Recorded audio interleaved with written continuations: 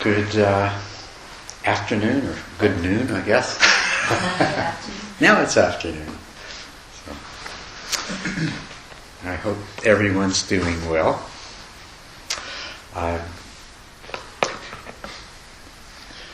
First thing that I want to talk to you about is to just remind you once again that the rule of noble silence means that you don't speak to anyone. You know, not a whisper, not a word, except for me or Nancy or Scott. Okay? And no pointing and waving, no writing notes. Okay?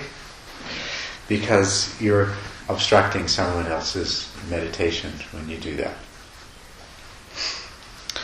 And the other thing is that I want you to practice at those times when we're not formally walking and sitting, that you always are being very mindful of exactly what you are doing in the present moment. So when you are, for example, when you are eating your lunch today, if you are serving yourself, you're very well aware of the movements of your hand and your arm and the feel of the serving spoon in your hand. You're aware of your mind's intention to serve yourself. You're aware of your mind's decision, whether you will take a little more or not take any more. As you're eating, be very aware of lifting the food, placing it in your mouth, the sensation on your lips, the experience of chewing, the flavor of the food, swallowing the food. Do it slowly so that you can do it with full mindful awareness of everything that's taking place, so that you're continuing your meditation practice while you're eating. And then likewise, everything else you do, when you're getting dressed, the same thing. Be very mindful of when you reach for and grasp your clothing, when you do your buttons, things like that. When you're opening a door, be aware of reaching out, grasping the doorknob, turning. So try to be continuously aware of what you are doing, the sensations and movements of your body, and also the mental processes, the intentions that cause the movement, and the decisions that you make along the way as to what to do and what not to do. Okay? Any questions about that? So in this way, this is part of why noble silence means not saying anything at any time, because anybody who you might speak to, they're busy meditating. They're always meditating. There's not any time when the other person is not meditating. So there's not any time. You know, you wouldn't come up and talk to somebody when they're sitting here, right? If I'm sitting here like this, you're going to come up and... No, of course not. But realize when another person may be next to you in the kitchen or in the hallway or something like that, that they're still meditating. They're always meditating. And so don't disturb their meditation. Instead, do your own meditation. Be aware of everything that you are doing. Okay.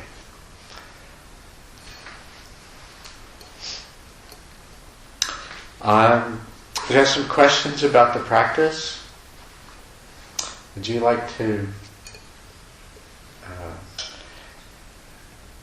say what your questions are about the practice? No? Okay. Is it about the sitting practice, or both the sitting and the walking? Okay. What we're trying to do is that, of course, your mind, like everyone else's, tends to constantly move from one thing to another. So we're training our mind to only be involved with the things that we direct our attention to. And in order to train our mind in that way, we're using the sensation that is caused by the breath, and especially around the nose as the air moves in and out of the nose. So that's what I want you to focus your attention on, is those sensations. And it could be a large area or a small area. It doesn't matter. Could be inside your nose or outside your nose. Wherever you experience the sensations, but those sensations are what you keep returning your attention to. And so whenever your mind goes somewhere else and you realize it, just bring your attention back. That's all you have to do. You don't have to stop the thoughts. You don't have to control your mind in any other way, except that you're always redirecting your attention back to the same thing. Any question? Any further question? Does that covers it for you? Originally, I thought that the first day you did the whole class, and we did the meditation, but it seems like you guide us, one by one step by one step. And I think that's very helpful. Yeah. Is there any chance you can do again? Yeah, I think there is a chance of that. Yeah. Okay. Yes. What about other questions?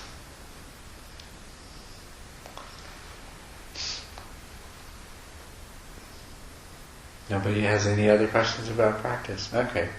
Well, there's some things I want to tell you a little bit more, make some recommendations about the walking meditation. So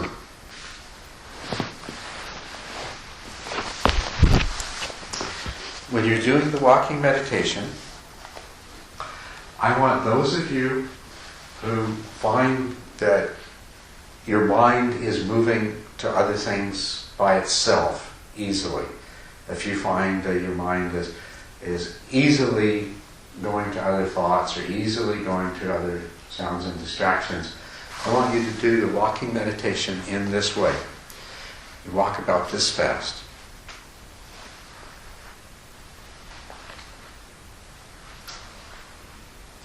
And make a little pause between each step. So you take a step, and you wait, and then you take the next step, and wait. The next step, and wait. So walk about that fast.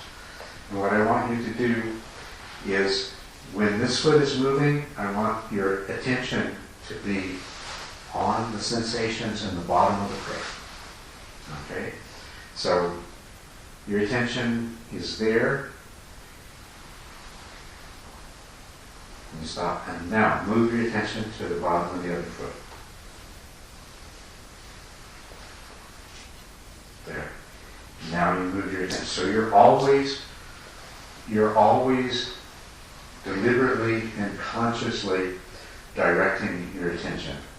And when your attention goes elsewhere, you bring it back, especially if you're walking like this, and your attention goes to a thought, bring it back to the sole of the foot. If your attention goes to a sound, and what you try to notice as soon as your attention starts to move towards a sound, then rather than letting your attention go by itself, you deliberately decide to listen to that sound.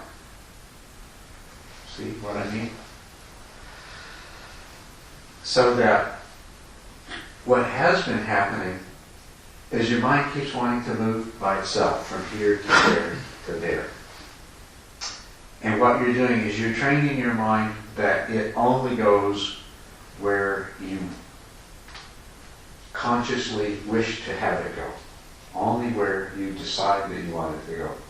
So initially, when you can tell that your mind is going to be drawn to a sound, rather than let it go by itself, not in your control, you deliberately move your mind to that sound. and you investigate that sound for a few moments, and then you bring it back to the sole of your feet. And likewise, any other sensation. If it's a thought, let go of the thought and bring your mind back to the sensation of the sole of your foot. So what this is like is that as you're doing walking meditation, you're practicing directing your attention and sustaining your attention. So with each step, you're directing your attention. Okay, I'm directing it to this foot. Now I'm directing it to this foot. And I'm directing it to this foot. And I direct it to this foot, and then I'm walking a little slower than I was just then. You walk a little slower so that there's a period where you're holding your attention there. So you direct it to this foot, you hold it on this foot until that step's complete. And then you direct it to this foot, you hold it on this foot until that step is over with. If you see something and you feel your attention drawn to looking at that thing, you deliberately move your attention to that thing. You examine that thing, and then you bring your attention back to your foot. Okay, so you're always directing and sustaining your attention. You're never letting your attention run free. And the idea is that after you do this for a little while, your mind will get used to your attention always following your intention. Where you intend, that's where the attention goes, and nowhere else. Yes? Can we do that, for example, I'm walking on the road, and the car comes, I heard car, Yeah. the noise of car, but I intentionally don't want to direct it. I still want to concentrate on my foot. See, Can I do that? if you're walking on the road and you hear the sound of the car, if you know that your mind's going to go to the sound of the car, then you deliberately listen to the sound of the car. Okay? You don't have to fight for You it. don't want to fight. You want to. The thing is, rather if you fight your attention, then anytime you fight, Still you are- your will might win, or your will might lose. And every time your will loses, then the training is spoiled. Okay, so this way the training can never be spoiled. No matter where your mind goes, it's on purpose. You trick the mind. So the mind gets used to that. So, yeah. Is this instruction different, or is it the same as in sitting meditation, where you have, for example, a pain, and then you might notice the pain, and then decide whether to turn away from it or investigate it, or is it different because you're walking and It's the same. It's the same principle that anytime you're not successfully able to sustain your attention where you want it to, then you finesse the situation. You know. So it's the same principle. If you have a pain and you know that no matter you direct your attention back to the breath from the pain, your attention is going to be back on the pain again a second later. When you realize that you're not going to succeed in ignoring the pain, then you deliberately take the pain. It's exactly the same thing when you realize that there's something that you've seen that has caught your attention, or something you've heard that has caught your attention, and then now your attention is going to move to it. Rather than let your attention move out of your control, you take control and you deliberately investigate that thing. Exactly the same principle. Any questions? Yes. So I observed that during the walking meditation, I spend a lot of, maybe even more than walking, just there to observe. Mm-hmm. And sometimes I just stand in one place and for a long time just observe and feel my inside the sensation or feeling or anything instead of walking. And just like earlier before I get in, I'm watching that tree, Mm-hmm. and I spent a lot of time there and trying to feel my feeling and my thought. That so that is mean I walk away from the walking meditation. You continue to do that practice. Remember, I said this is for those people whose mind keeps wanting to run free. For those of you who your attention, your mind has calmed down, and it's not always running here and there on its own, you don't do that practice. I would suggest for most of you that you do the very slow walking that I described yesterday. Very slow walking, first observing the lifting and the moving and placing as separate movements and noticing the sensations in each, then dividing those into 3 and noticing even more detailed sensations in each. To further deepen your concentration and increase the power of your attention. So what I just described and demonstrated for you, that was specifically for people who are still having the problem that their mind is wandering all over the place and they're not, it's like,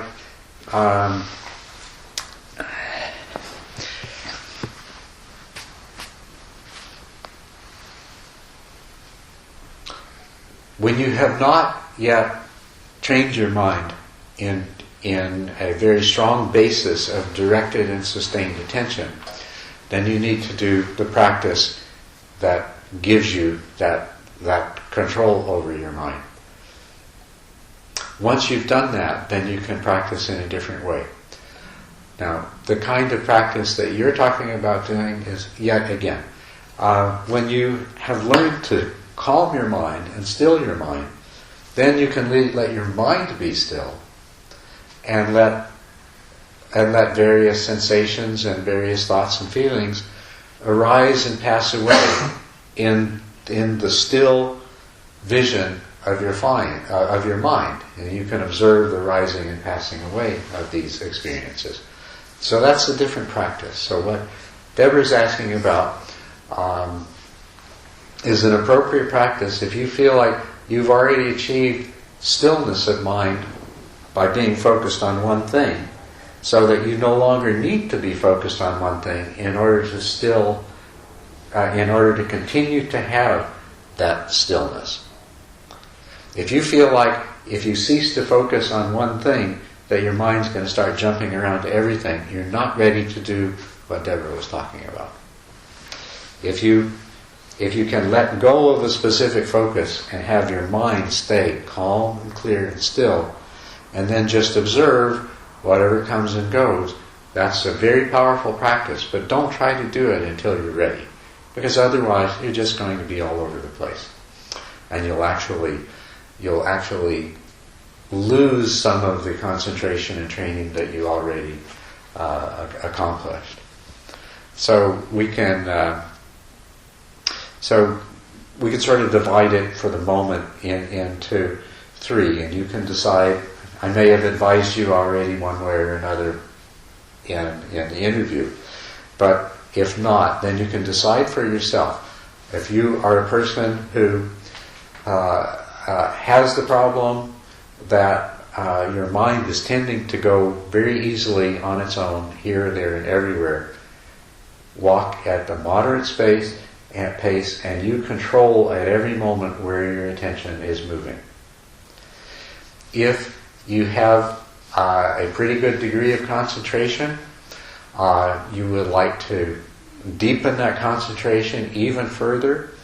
If you have already a good basis for mindful awareness and clarity, and you would like to develop that even further so that the mindfulness becomes even more powerful, then do the slow walking and keep taking it to more detail until there's actually 3 different parts to raising the foot, 3 different parts to moving the foot, 3 different parts to placing the foot, and within each of those divisions you can recognize 3 or 4 different sensations.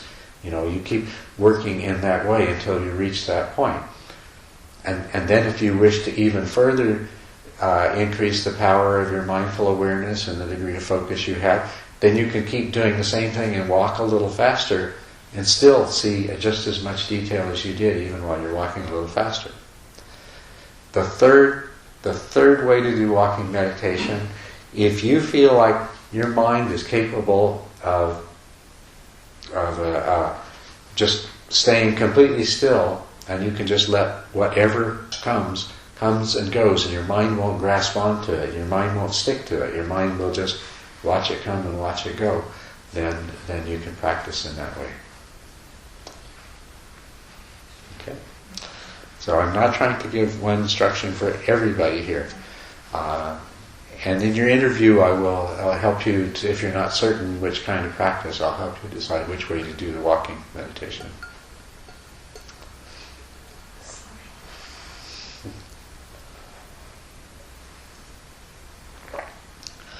Now, more questions about practice?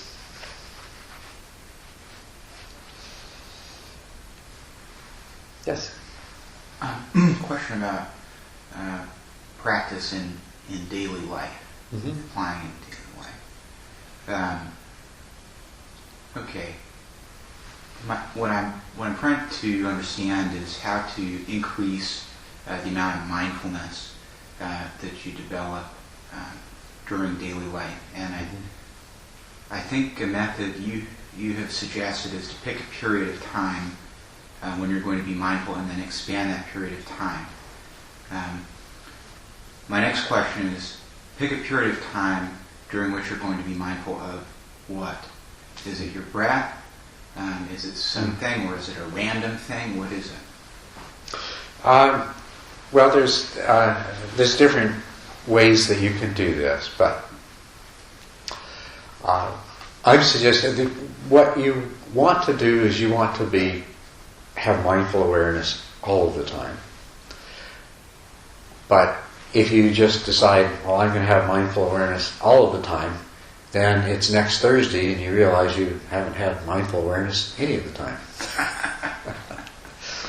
So instead, it's easier to begin by just identifying a particular period, because all the time turns out to be never. So pick a particular period and then expand it till it becomes all the time. Now, as to what to be mindful of in that period,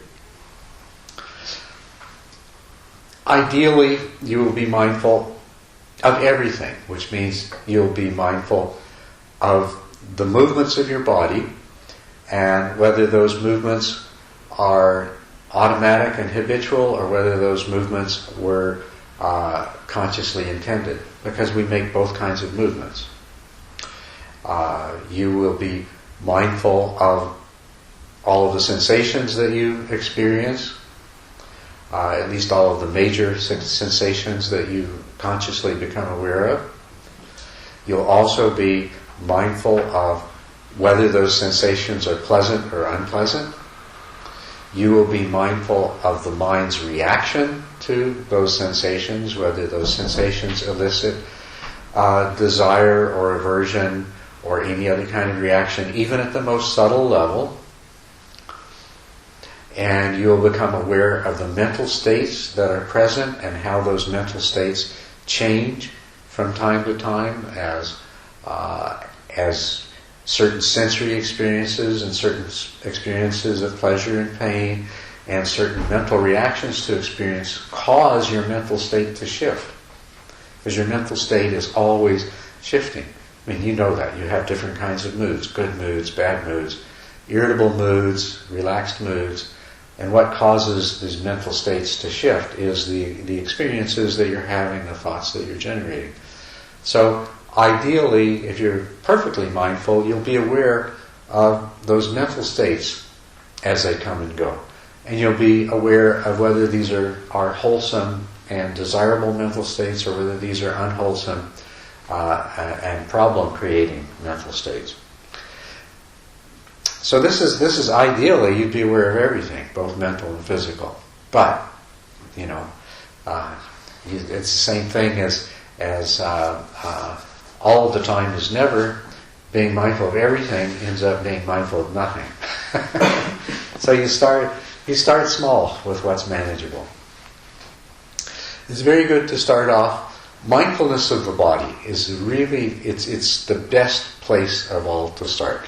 Being aware of what you're doing, and also being aware of sensations. And this is described, the Buddha laid out a practice in the Satipatthana Sutra of mindfulness of the body. And he described, first of all, being aware of as the body moved from different postures of standing, sitting, walking, lying. So, at the very least, when you're practicing mindfulness, if you can be aware of when you're walking and then when you stop, when you're standing and then you sit, or when you sit and then you lie down, or when you sit and then you stand up again. At the very least, but this is just at the very least, be aware of these gross movements of the body, changes in posture.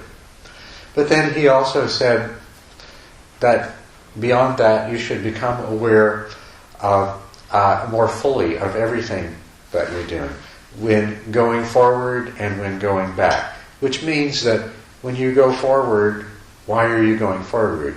And then if you were going forward and now you're going back, why are you now going back? When eating, be aware of eating. When urinating, be aware of urinating. When dressing, be aware of dressing.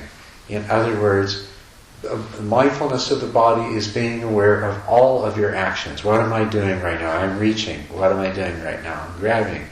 What am I doing right now? I'm lifting. So being aware of all these things that you do.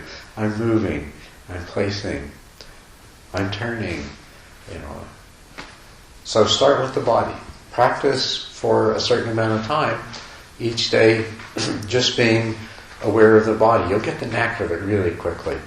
Add to the movements the sensations. Well, what am I feeling? This is what it feels like to hold this. There's the sensations of firmness and coldness and weight and so forth. This is the sensation of moving.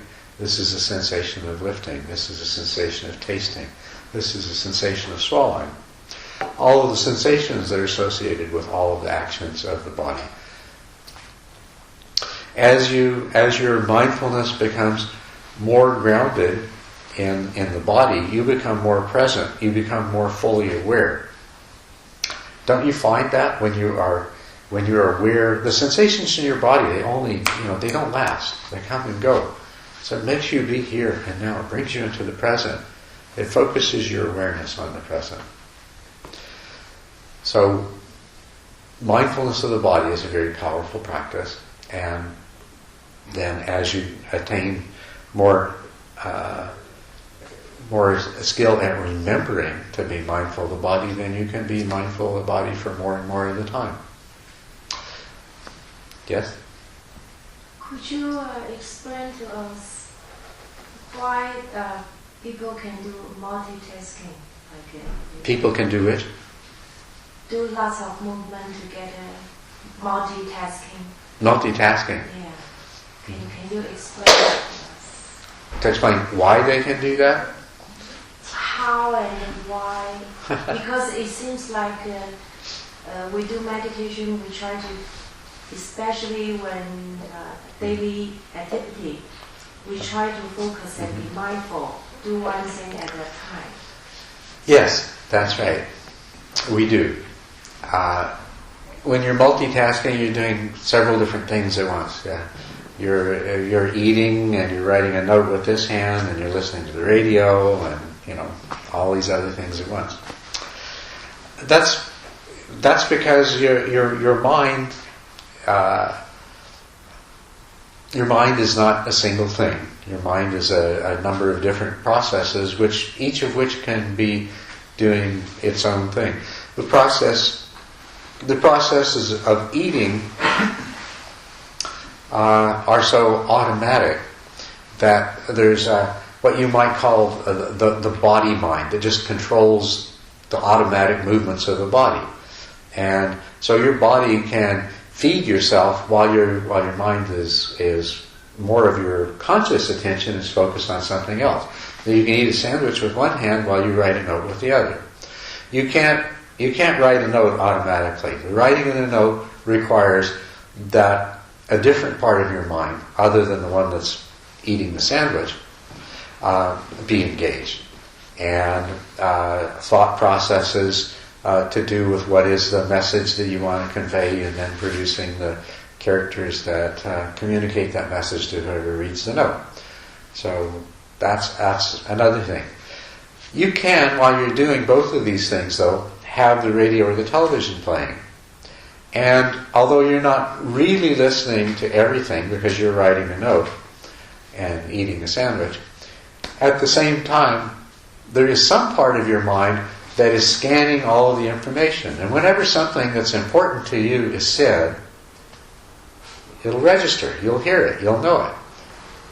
And so here you are doing 3 different things at once. But who is the you that's doing it? It's different parts of your mind. In a sense, there is a mind or a function of the mind that's associated with each of your 5 senses. And then there is yet another function of the mind that is associated with discursive thought processes. I mean, you can easily see this if you think about it. And this is part of practicing mindfulness, is discovering the nature of what really makes you up, what kind of a creature you really are.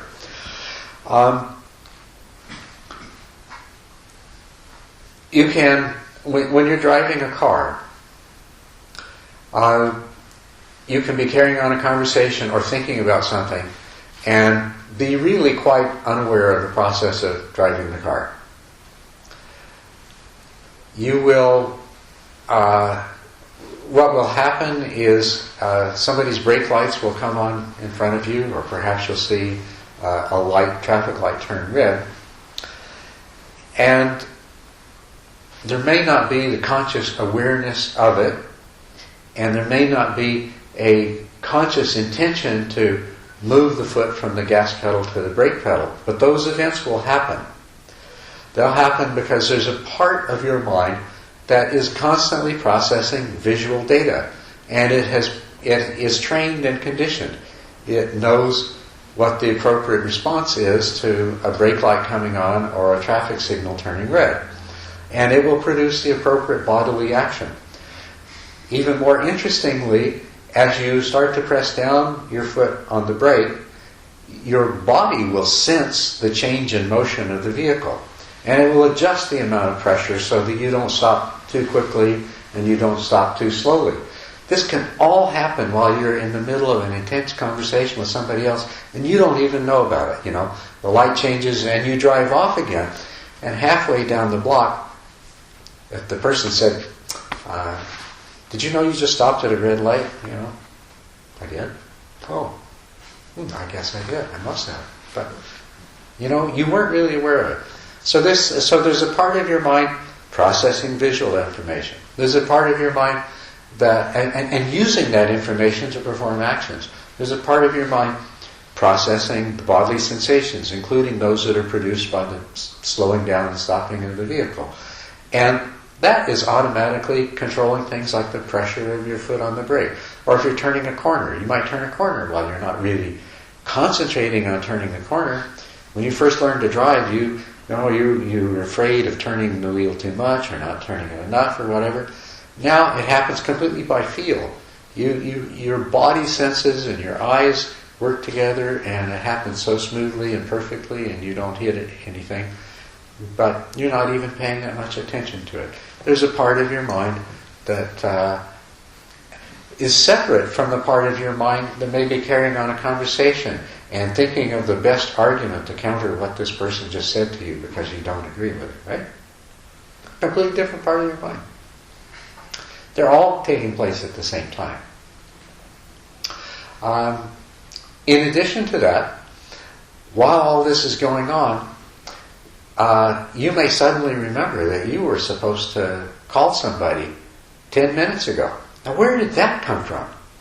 None of the parts of the mind we talked about were leafing through your memo book to see what tasks that you haven't done yet today. Must have been some unconscious part.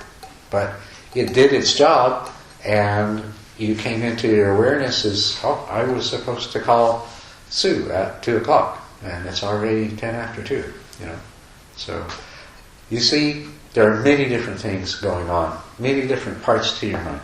Our normal condition in daily life is that this serves us well. This allows us to multitask, to achieve more. It creates some problems, though. It creates the risk that we might not do as well at some of these tasks as we could have. It creates a quality of life and a sense of always being frenzied and harried and busy and things like that. It keeps you from really being fully in the present. It keeps you from really experiencing your life. Instead, your body and your mind are this machine that's frantically producing all these different kinds of results based on all of its programs.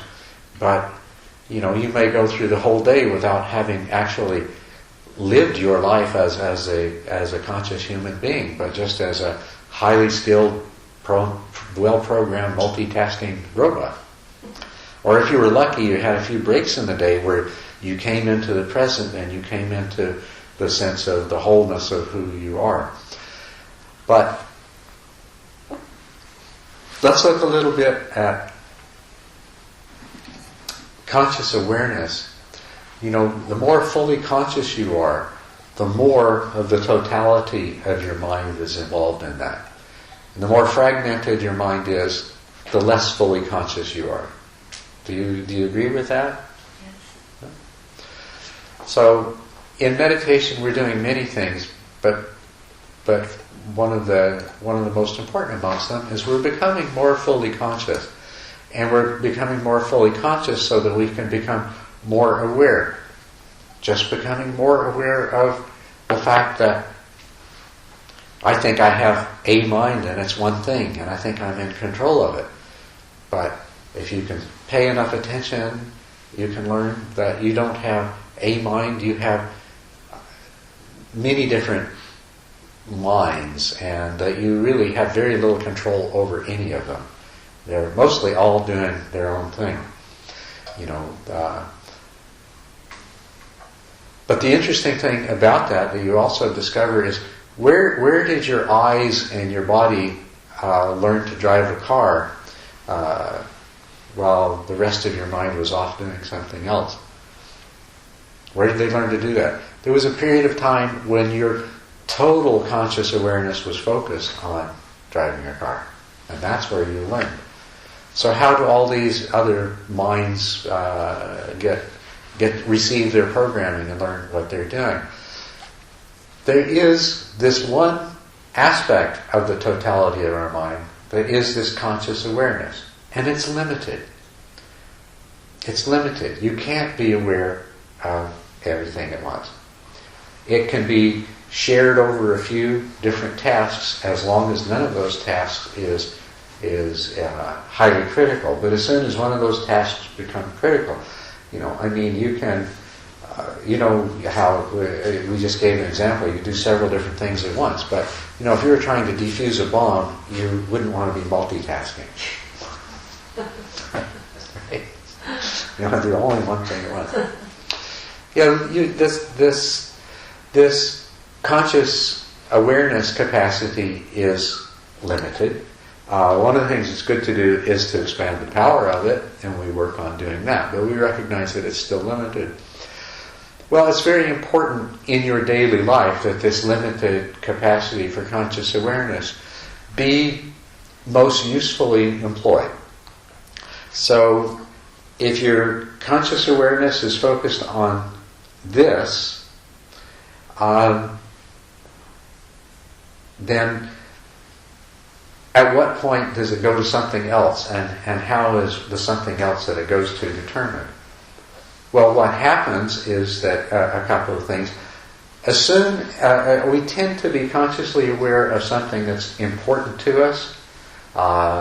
It's of value. It's going to help us it's going to bring us some reward or avoid some problem for us, or it's interesting, or it's dangerous, or it's attractive, and so conscious awareness takes it as an object and engages it. But at some point, the mind loses interest and it goes to look for something else that's more interesting. And how do you define more interesting? Well, more important to your survival and well-being. It goes and it scans around to find something else that is more likely to produce some reward or prevent some loss or to be aware of some potential danger or so forth, right? In your normal life, your conscious awareness needs to move around. If it stays on one thing too long, since it's a limited capacity, if it stays on one thing too long and that thing's not that important, something terrible can happen to you, or some great opportunity can be missed. So it's normal for conscious awareness to move around. Also, all these other minds have the ability to thrust something into the field of conscious awareness. You know that unconscious part of your mind that remember you were supposed to call Sue at 2 o'clock. It was able to take that information, no conscious awareness involved in that, completely unconscious. Take that information, evaluate that information, say this is important, and then interrupt what was occupying conscious awareness and thrust that into conscious awareness. So that there was the idea. I was supposed to make this phone call. Same thing. You're driving a car and anything unexpected happens. You know, a child runs out in the street. You may have been very busy with the conversation with somebody else, with the passenger, but some part of your mind recognized that this novel event was very important and thrust it into your conscious awareness. You suddenly became fully aware of it. So there is a part of your mind that is the knowing, cognizing, high-level functioning part, has limited capacity. Its natural behavior is to always scan around to make sure that whatever it's focusing on is whatever is most important and useful at the time. And all these other parts of the mind have the ability to interrupt it by shoving something else in that they have determined independently is important. And then conscious awareness will evaluate it, initiate some more higher level action and make some kind of decision.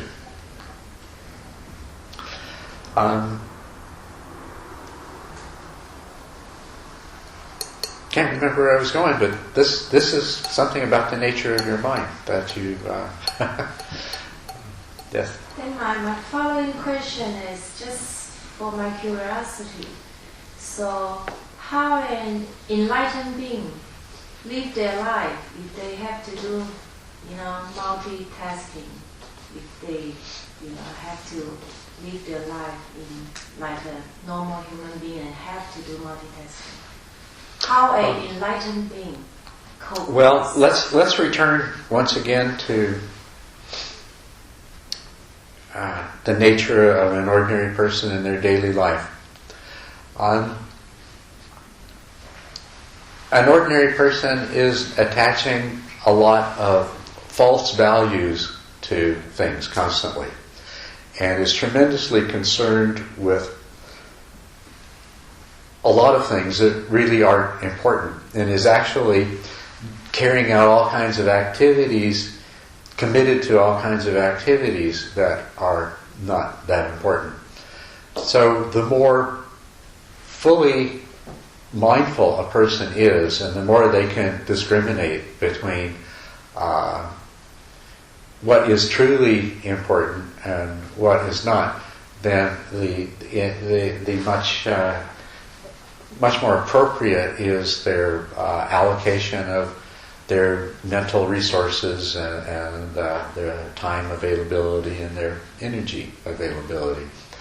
An enlightened person is still a human being, still has a body and a brain and a mind, and even a renunciate who owns nothing but a begging bowl and a robe still is in a world where needs have to be met and dangers have to be avoided. But the difference is that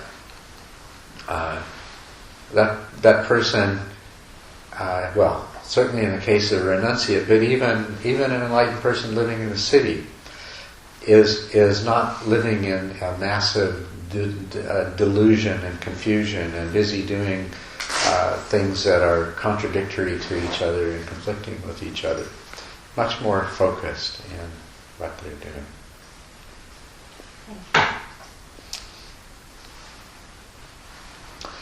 Yes?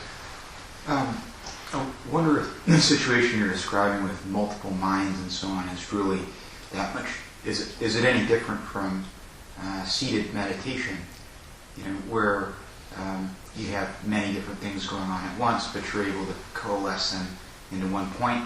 And then, as an analogy to multitasking, well, you can focus on several points at one time. Mm-hmm. And as an analogy to maybe all kinds of things going on in your body, well, you can do whole body breathing.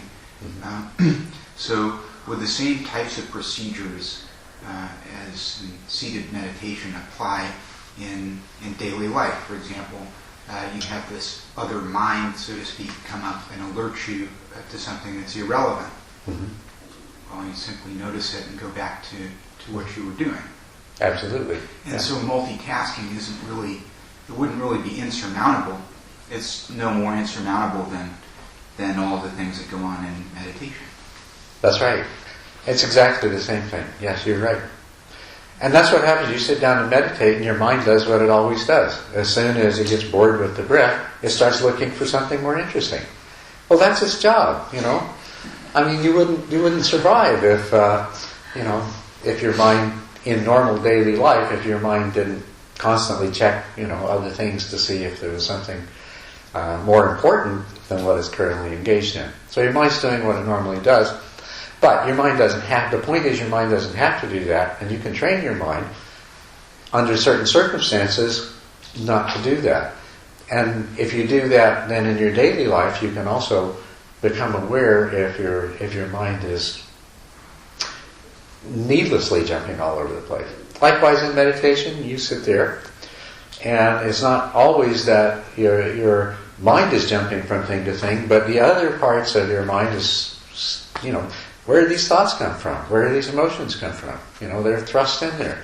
Why do you suddenly become aware of this itch on the back of your head? Well, there's that body mind that says, hey, the body needs to be paid attention to. Sticks that into your awareness, and then you have to let it go and come back to the breath, So it's the same thing, it's exactly the same thing, and it has the same applicability. That you don't need always to be multitasking. And the fact is that the more your consciousness is smeared over a whole lot of other things, then the less awareness that you have. So gaining the ability to focus your conscious awareness and focus it to whatever degree that you want. I mean, sometimes you want this kind of scope of conscious awareness, and sometimes you want this kind. To learn to control that is very valuable in daily life.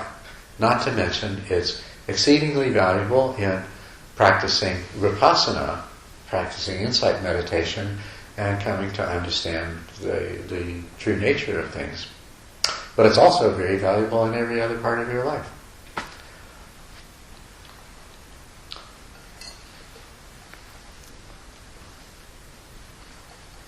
I had a question about change, basically. In terms, I guess you're kind of alluding to that there's things that are less important in our lives that we should, I guess, get away from. And I mean, just as a kind of general guideline, I mean, are we supposed to really be changing our lives significantly? And does that come from the precepts and things like that, or where do we go with that? That is exactly what that's what the Buddhist training offers as the way to change your life, is through the perfections and the precepts. You see, out of all the things that you do, all of your different actions, the degree to which your actions are motivated by desire, aversion, and ignorance those are unwholesome motivations. And to that degree, you're wasting an enormous amount of time and energy, and you're doing things that are causing harm to yourself and others. So that is exactly where you want to start making the change in your life, is by bringing mindful awareness into those kinds of activities. And we actually started talking about how do you practice mindful awareness. And one way is through just the systematic expansion from the body, and then when you are aware of the body, then you can become aware of the feelings. And when you're and by feelings I mean pleasant, unpleasant, and neutral. When you become aware of the feelings, then you can become aware of the mental states. And the mental states are actually the desire and aversion and confusion and so forth that we experience. So this is one way of practicing mindful awareness. Now another way of practicing mindful awareness is beginning with the precepts. To try to take, as an example, to take the precept involving speech. Right speech means refraining from false speech, harsh speech, divisive speech, and gossip. So you can practice mindfulness by trying to be mindfully aware of all of your speech during the day, and being aware of false speech and harsh speech, divisive speech, and gossip whenever they arrive. And if you are aware of them and are able to, not engaging in them. But that's not nearly so important as the fact that you become aware of when they arise, which allows you to examine your own mind and say, why is it that I'm about to say something that's a distortion of the truth? What motivates that? What motivation does that come from? It also allows you to see the consequences. And your mindfulness doesn't necessarily have to keep you from saying it, although eventually it will. But initially it may just make you aware that you have said it, and this is why you said it. But it's all in the process of changing your behavior. Now in terms of improving the quality of your life in many other ways, if you never engage in false speech, your life becomes a lot simpler, because as they say, once you've told the first lie, then from then on you've got to continue to sustain the illusion that you've attempted to create. And but also there's the consequences, because the negative consequences is the degree that you don't speak with complete honesty. Eventually that comes back on you. To the degree that you do, that comes to be known, and you enjoy the benefits of that. So the other way to practice mindful awareness is using those as a basis. You can use the practice of patience as a basis. If you're a person who finds that impatience, irritability, anger, frustration, negativity, hatred are a big problem in your life, you could say, okay, I'm going to practice mindful awareness by being aware of all the instances in my daily life when I allow impatience and these other negative emotions to arise and create moods and create situations. And it doesn't take but a moment's thought to recognize the power of that in changing your life. So these are just a few examples of it.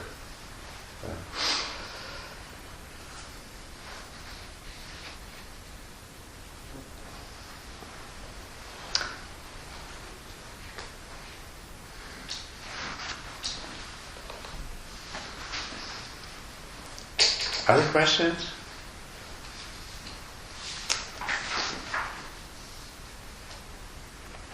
Is everyone following the discussion? Am I talking too quickly, or?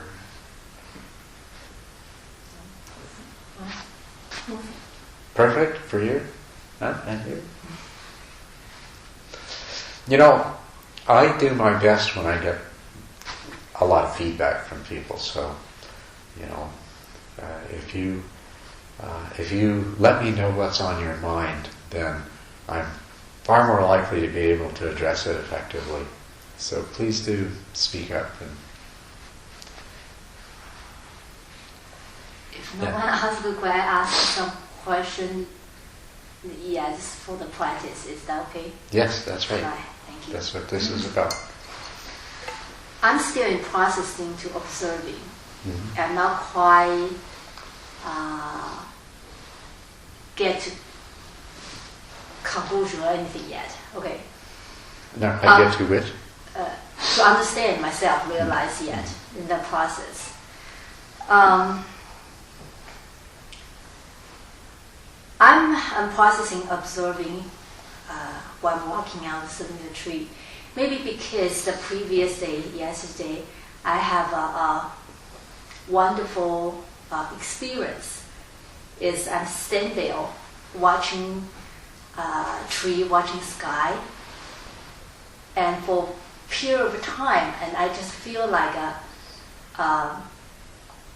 everything suppose it is, and no need to change, no need to be different, even though keeping changing the crowd and the light of the day, getting dark. It's just perfect, and when I stand there, I just feel like it's so peaceful. It's no need to be different. I think that's equanimity. But because that may be leading me to be more aware when today, and I'm walking and I see the tree. On the garden, there's a lot of trees, dry and some still very green and that. When I'm walking for the one tree and stand there for a long time, I know that is all the leaves suppose were getting fall and all the thing is so different from all the green. That is not bother. I sense some feeling bother me. Sounds like those dry leaves hanging on the tree, and I have impulse trying to shaking that, helping them to fall down. Okay, and I just say, what happened? Why? Because the previous day I see everything is no need to difference that. But today I just see I have that sense of inside emotion, just want to help the process, something like that. And I think is that leaf really bother me. So I look around all the same type of tree and all this that. It's I feel like still very pretty, even though that's for the distance, but something very close to me, and I feel like I have impulse want to hope that's different, hope that the leaves fall down more or what, and I'm still watching that processing, but I'm not quite sure. I don't know is something I should, because I just sense the impulse there, and I think this is something I need to deal with, but I maybe need some guidance for that. Well, if it's the kind of impulse that would motivate you to go and try to do something about it, then definitely you should do. You need to deal with that impulse because But otherwise, it's just our mind can conceive of things like that. Our mind can conceive of the tree with all of the leaves fallen off of it, and then our mind can make these judgments, and arises the desire to see it in the way that we imagine it. So maybe that's just what's happening with you. But I don't know. I sense that impulse is something, it's not just that simple. It's something I inside me still wish the things different. That's right. The point is that what you experienced instead, in one case, you experienced perfect contentment and satisfaction. Things were perfect the way they are. And then on the second occasion, you experienced dissatisfaction. That's dukkha. And you experienced dukkha because your mind could imagine things different than the way they are, and there arose the desire to see that. So it's teaching you exactly. You're your observation is revealing to you exactly what it's supposed to reveal. It's teaching you that, on the one hand, here's the perfect happiness that comes from equanimity and acceptance of what is in terms of the tree. Here's the dissatisfaction and unhappiness that comes from the mind projecting something different than the way it is, and then wanting that to be. Can I make a comment? After I know Dave for more than 10 years, can I make a comment? You are a perfectionist, and you also have urge to help anybody who are in trouble. So that's very natural. You are assuming无代志做到你。That's my comment. 什么人是无代志嘛？要甲帮忙，就是树啊，要落叶你嘛，要甲捡，要甲收集。That's my impression. I don't know, I just cannot help because I'm the same as you. Well, wanting to change things and being able to see that things can be better isn't the problem. It's experiencing dissatisfaction because of it. Yeah, because you're a perfectionist. You want to. And if you're a perfectionist, then you will experience a lot of dissatisfaction, and you can, it's easy for a perfectionist to see the connection between dissatisfaction and desire and suffering. I think might need guidance when the things, two things I experience. So when I experience dukkha, I will think it will continue. Then what the practice what I should do is continue watching the impulse. I want things to change, and bring, or I intentionally bring back to that equanimity. I don't know. It's just watching that, or I just say, okay, Deborah, you are doing this, bring back to equanimity. Okay. The way, this is sort of back to the thing about how do we change ourselves. The way we change ourselves is, the most effective way to change ourselves is through the power of mindfulness, and allow the changes to take place by themselves, rather than forcing ourselves to be different. That is the long-term best and most effective way to change yourself. Now, that doesn't mean that when you find yourself about to take somebody else's $20 bill that you don't restrain. But, so you do restrain yourself when you can. But in terms of changing yourself, the most important thing is the mindful observation. Now, if you find yourself in this state of dissatisfaction, and you can return to the state of satisfaction, then absolutely there's nothing wrong with that. But the point is not that you have to do it. The most important and as a matter of fact, to have an experience of dissatisfaction and see the cause, and then immediately avoid it, run away from it, try to change it, doesn't allow mindfulness to have the power to do its work. This is one of the problems that we have. We become aware of behaviors that we would rather not be engaged in, but rather than examine ourselves as the person that has committed those behaviors and has some kinds of patterns and motivations that cause that, and allowing ourselves to see the consequences and allowing mindfulness to absorb that, the tendency is, as soon as we see it, to turn away and pretend it didn't happen, it's not there. This is what we do all the time. We ignore that which we could be learning from. So practicing mindful awareness means really paying attention. And it's time for lunch.